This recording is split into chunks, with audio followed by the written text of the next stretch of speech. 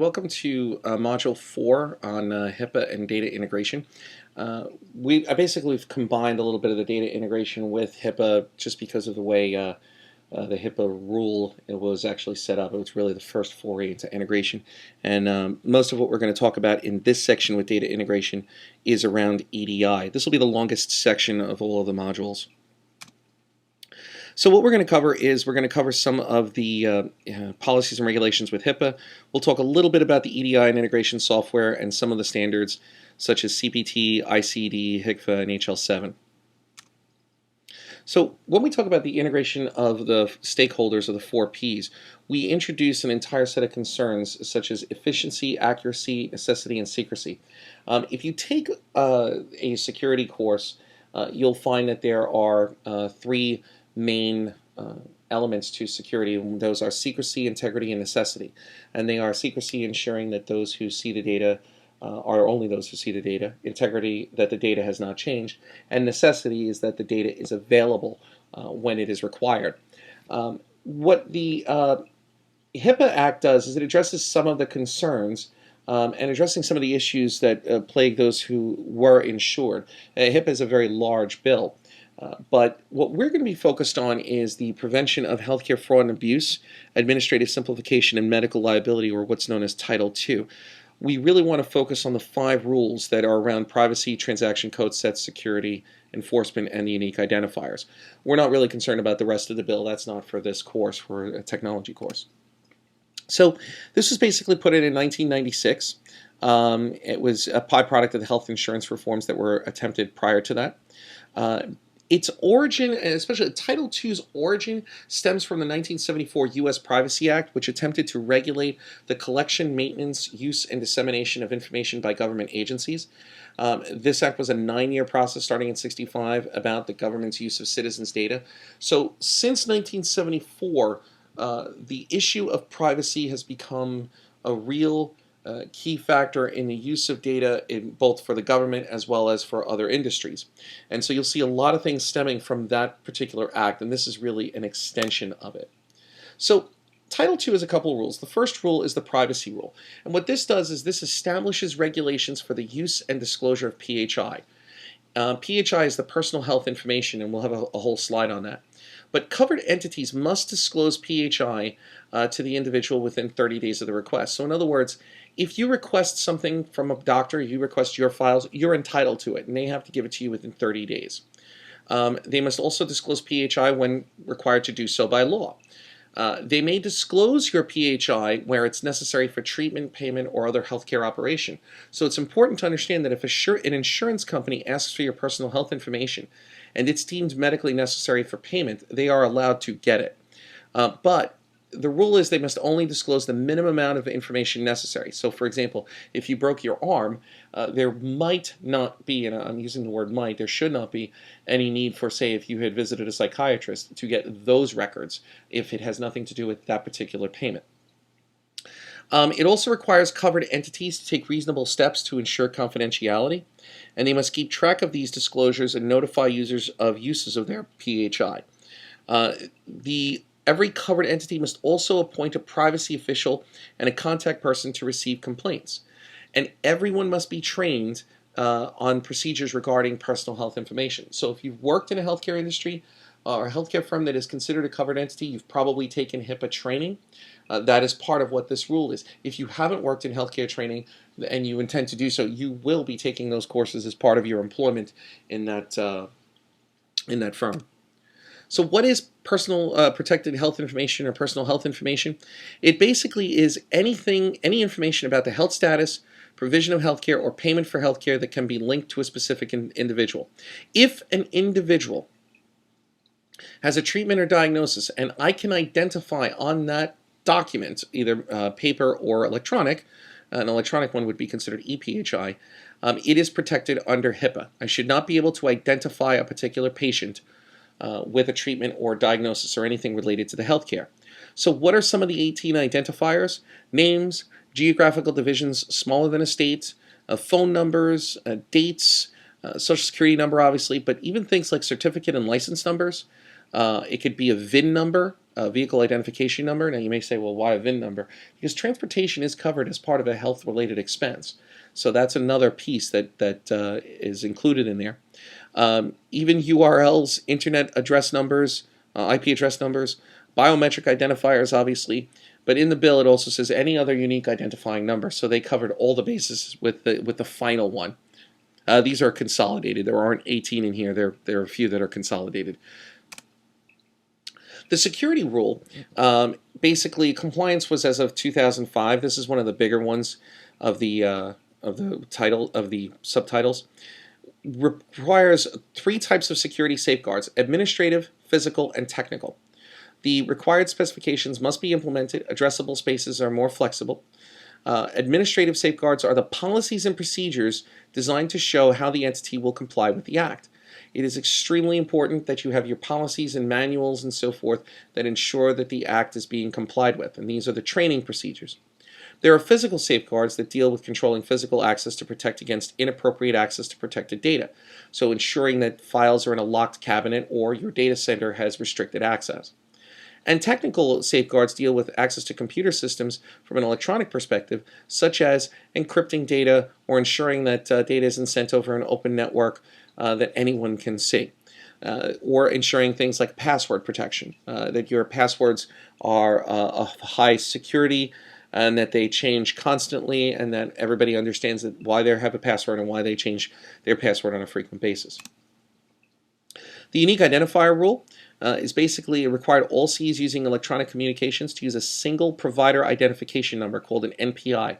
So every doctor or provider would have their own unique identifier number.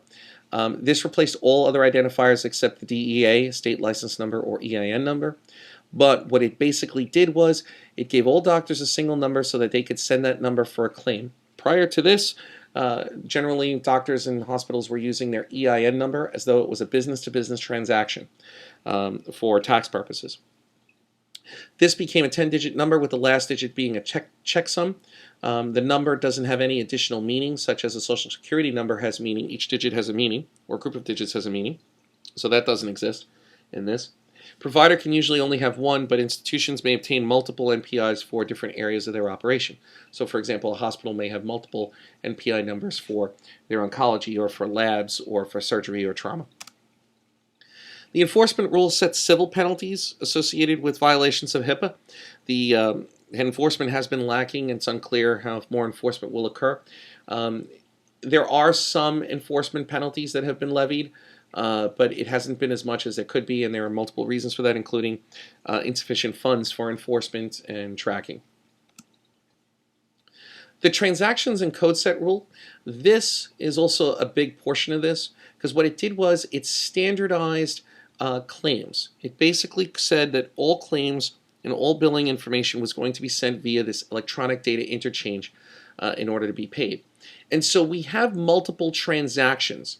So when we say there's an 837 document, we know that the 837 EDI is a medical claim. Now, generally, you'll see an 837 with a P or 837I or 837D. That stands for provider, institution, or dental. So this would be regular physician's office or clinic. The I would be hospital for an institution, and the D would be for dentists. 820 is a payroll deducted premium payment. This would be done between the health insurance company and, say, an enroller or a group company. 834, benefits enrollment and maintenance. Again, enrolling an individual into a benefits package. 835s are electronic remittance and payments. 277, 271s, these are a dual acknowledgement and then response or request response, where 270 is the request whether a patient is eligible for said services. 271 is the document that gets returned as a response. Similarly, 276, 277s are claim status. So a doctor may inquire as to a claim status, and they will use the 276 to inquire, and then the response would be a 277. And then a 278 would be a health services review information. The key ones are basically your 837, 270, 271, 276, 277s, and then a little bit less would be 834s. So electronic data interchange, you'll see EDI X12. X12 stands for the designated ANSI committee for, in this case, for EDI. So this is a separate committee. The subcommittee N handles insurance standards, And what it is a specific method of transferring data between systems through the standardized format. EDI kind of started around the mid 60s, mid to late 60s, and basically it looks like documents. If you've ever seen COBOL programming, you'll see a lot of similarities to this and the way COBOL COBOL and the older systems were actually designed. The smallest piece of an EDI message is what's called a data element. So it represents a single field or a value. The data elements are arranged in a specific structure that are called segments. So, and as an example, the geographic location segment includes data elements for city, state code, postal code, country code. And a set of segments make up loops. So, for example, we might have a series of claims that are sent, and that might constitute a loop, whereas each claim is constituted as a segment. And within the segment, it has the individual data elements about the patient as well as the treatment and diagnosis. Every 837 file contains at least one transaction set, which is the set of loops in a transaction set that provide the information for a single medical bill or many bills. The data elements, segments, and loops required depend on the types of bills that the file contains, and a file is the full 837 and has the full set of data elements, segments, and loops that are required for the file. So all this is a file. It is a text file that has various elements within it in a certain structure. That file contains a transaction set which has many loops. Those loops contain various segments, and those segments contain the individual data elements, all of which correspond to a more granular, more atomic set of data. For all EDI transactions, the following delimiters are used for the data elements, sub-elements, and segments. So a data element separator is basically an asterisk. It separates the data elements within a segment. So here's an example. You have this ST with a star, 837 star, and 82341. So for an 837 file, the header for the transaction set with control number 82341. This is a segment start. It is an 837 document, and it is transaction control number 82341. Now, how would you know this? Well, you would only know this if you had some sort of manual or guide that would actually show you. I'm just here trying to show you what the format of this looks like. A sub-element operator is a colon, so it separates sub-element within the same data element. So here, the star separates the individual data elements, but we use the colon to break up that data element into two pieces. So here, the principal diagnosis code is 820, and the admitting diagnosis code is 873.9. So the BK stands for something, and there's an 820. The BF stands for something, and there's an 873, all of which are within that same data element. The segment terminator is the tilde, indicates the end of a segment. In an EDI file, do not follow the tilde by a line space. Don't put any spaces or a line break character. It's just the tilde by itself. So you'll see that the transaction set ends. We have a star 56, star 82341, and then it's terminated. And this basically contains 56 segments within it. So this is what this looks like. We have ISA, 00, star 00, star 00. These are all individual data elements.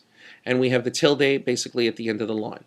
We have the ST, 837001. Again, the tilde, this ends that segment piece. This BHT, again, ends this segment piece, all of which are in between the data elements where are separated by stars.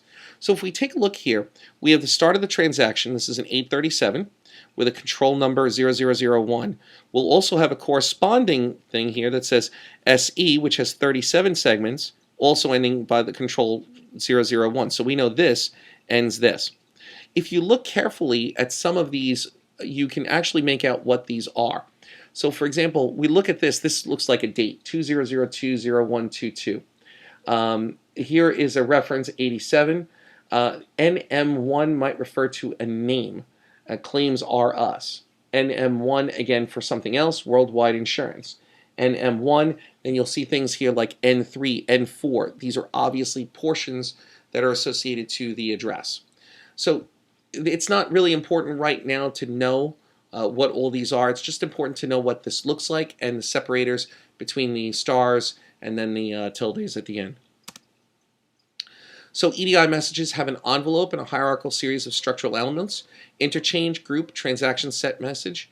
segments, data elements, and sub-elements. So this is the hierarchy. We're really concerned with these three, the segments, data elements, and sub-elements within a transaction set, that being the 837. Payers provide providers with companion guides, which unfortunately has the effect of making integration less seamless. What that means is if you want to deal with insurance company 1, you'll have a companion guide for that. Insurance company 2, you'll have a companion guide for that. And each provider would have to know how to take its claims and put it in a way that it would meet the payer's method for receiving the 837 document. You would think that they're all the same, but they're actually not. So what happened in the lack of standardization led to this notion of a clearinghouse. And a clearinghouse would basically be where the providers send the information to this company. The company would then aggregate the claims for a particular payer and then send it to them in the format that they want. So they are adding a value-added service of integrating all of the claims, ensuring that they comply to a certain format, thereby eliminating the need for the hospital or provider to have technical resources figure out how to read these companion guides and do that. One such company is MDON, which is owned by WebMD. The EDI clearinghouse will not cover all healthcare entities, though they do cover a large portion, and they may not cover all HIPAA-mandated transactions for every supported entity, but for the most part they do cover a significant majority of them. So let's take a look at what this looks like from an architectural view. And very simply, if a single provider and payer, we basically have claims information and inquiries coming to the payer, and the payer remits information and provides responses. Now this is very easy because the provider only needs to deal with one companion guide for this particular payer. Again, if we have multiple providers, it's also fairly simple because each provider only has one companion guide to figure out how to map claims for the payer. Claims information gets sent to the payer and they know how the responses will come back. Where we run into a problem is when you have multiple payers in the space, because now each provider would have to know exactly how to map their claims to the particular payer's format. Otherwise, the payer will not pay the claim. So this becomes a lot more because each provider will have to deal with 4 different payers. So what a clearinghouse does is the clearinghouse basically says, here, use our companion guide. This is how we want the data. The providers can then send the information to the clearinghouse, as an example, MDON, which we're showing here. And maybe their systems already know how to do this, so they don't have to do much, because a system like Allscripts already knows how to deal with, say, MDON. And then MDON, as the clearinghouse, will aggregate all of the claims for all of the providers to the payer and perform some value-added cleaning services as well to ensure that the claims are clean. Both the payer and the provider actually pay for cleaning of claims to ensure that it gets through the payer system as quickly as possible. So the format was introduced as a 4010. This was the document number, and it had many, many problems. So less than 2 years later, they basically introduced the 4010A1 to correct a lot of issues with the implementation. These were due to missing fields or data elements. What that means is that the standard that was set forth was so poorly designed that they had to change it to say, no, we're creating a different standard based on the old standard, and we want everybody to follow it. Again, this eliminated some of the things that were put into these companion guides to ensure that there was some sort of standardization. In 2009, HHS announced a new rule that included something called 5010 and version D.0 for pharmacy. Version 5010 of the HIPAA standards include improvement of front matter, structural, technical, and data content. It is much more specific in requiring what data is needed, collected, and transmitted. And so this is a much larger document.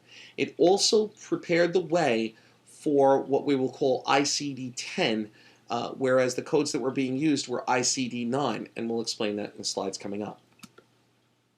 The 5010 document is not a redo of the 4010. You cannot map 4010 to 5010. New transactions contain significant improvements for reporting of clinical data.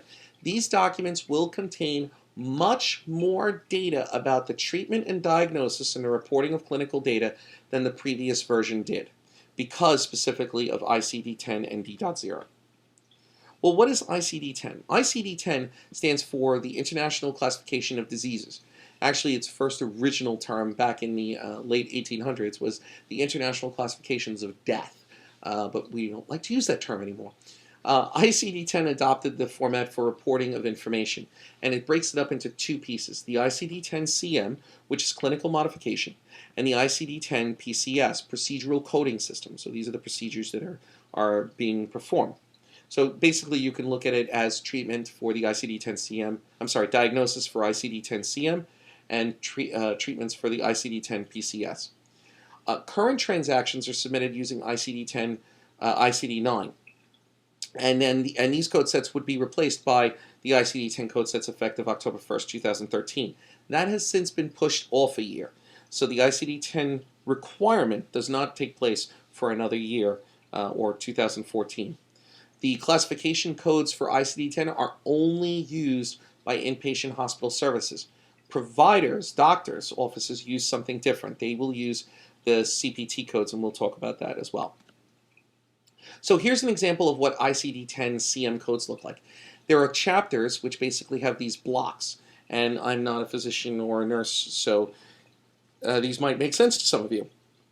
But each block of codes has its own area, and these are based on certain classifications in medicine. And you can take a look at these blocks. The structure for ICD-10 is radically different. What it does is it adds more fields and more numerics. And basically what it does, it consists of 3 to 7 categories, where the first 3 categories the first 3 digits correspond to a category. The next 3 correspond to an etiology, anatomic site, or severity, and then an extension. So for example, the first digit is alpha, and all letters can be used except the letter U. What we have here is, as an example, poisoning by aspirin accidental, T39.011. Poisoning by aspirin intentional self-harm, T39.012. Poisoning by aspirin assault, T39.013. Poisoning by aspirin undetermined is the .014. We are getting a more granular view as to what happened to the particular patient, and this is critical when we try and aggregate the data for things like evidence-based medicine. The ICD-10-PCS codes are 7 characters, and each code consists of 7 alphanumeric characters. Each character can be used in any 34 possible values except the letter O and I to avoid confusion with zeros and ones. There are no decimal places in the ICD-10-PCS codes, and each section corresponds to something. So for example, character 1 can be the 0 through H as an example, where it could be imaging, nuclear medicine, radiation oncology, obstetrics, administration. Character 2 is the body system, 3 is the root operation, etc. So an ICD-10-PCS code might be 0FB03ZX, excision of liver, percutaneous approach, diagnostic. 0DQ10ZZ, repair upper esophagus, open approach. These would be samples of these codes that get stored. Now HIPAA, form of CPT, is the Healthcare Common Procedure Coding. This is what's used by doctors. Basically, level 1 is the CPT code. This is numeric. Level 2 codes are alphanumeric and non-physician services as ambulatory services and prosthetic devices. And level 3 are local codes developed by state Medicaid agencies, Medicare contractors for specific programs. So for example, when you go into a doctor and let's say you're going to get a flu shot, what will happen is the doctor will indicate that the CPT code is a 90658, which is the flu shot. The 99214 is used for a general physical. And if you were going to be given a blood pressure monitor, that would be A4660. Again, these codes are just used as part of the EDI document for billing. Hospitals use both ICD-10 codes, but for payment, the providers will use the common procedure codes. Again, they get paid on services, so they're only indicating what those are. They do have to indicate and using an ICD-9 or an ICD-10 a diagnosis, but it's on the CPT code that they get paid. The NCPDP, which is the National Council for Prescription Drug Programs, has a standard D.0. This is the pharmacy standard that they're going to be using. The compliance date is January 1st, 2012, and that's been in place. Now, HL7, Health Level 7 International, is the standard body that basically provides guidance for clinical health information. The HL7 has many different work groups and defines what data should be within each group based on the discipline. Again, things like oncology, radiology, cardiology, neurology, and so forth. And it says that the interoperability between systems and clinical information is defined by a certain group of standards, and that's what HL7 does. You can go to hl7.org for a list of messaging, clinical, and other standards just to see what they look like. The HL7 standards are not EDI, they are XML based, and you can take a look at the samples online as well.